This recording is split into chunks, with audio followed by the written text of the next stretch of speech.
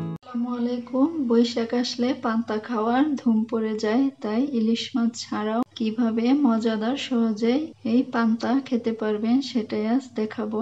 আশা করি ভালো লাগবে।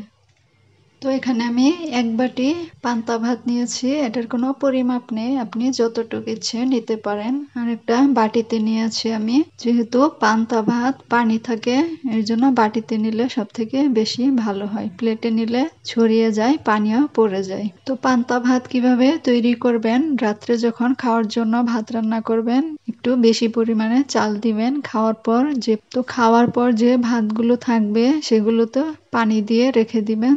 সকালে দেখবেন এরকম সুন্দর পান্তা ভাত হয়ে যাবে। তো এখন কি কি দিয়ে পান্তা ভাতটা খেলে সব থেকে বেশি তৃপ্তি পাওয়া যায় সেটাই দেখাবো। তো প্রথমে স্বাদ মতো লবণ নিয়ে নিতে হবে। লবণ না দিলে পান্তা ভাতের টেস্ট ভালো আসবে না। তো এভাবে একটু মিশিয়ে নিতে হবে।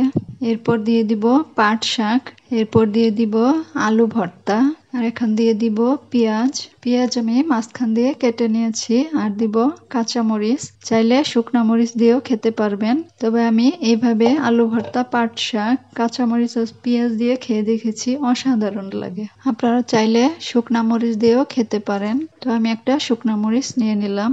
এই তো রেডি হয়ে গেল বৈশাখী স্পেশাল পান্তা ভাত। ইলিশ মাছ দিয়ে যে পান্তা ভাত খেতে হবে এমন কোনো কথা নেই। ইলিশ মাছ ছাড়াও এইভাবে একবার বাসায় খেয়ে দেখবেন, এতটা মজা হয় যে ইলিশ মাছ ফেল হয়ে যাবে। ইলিশ মাছ ছাড়াও যে এই পান্তা খেতে এতটা মজার হয়, একবার বাসায় তৈরি না করে খেলে বুঝতেই পারবেন না। আশা করি রেসিপিটি ভালো লেগেছে।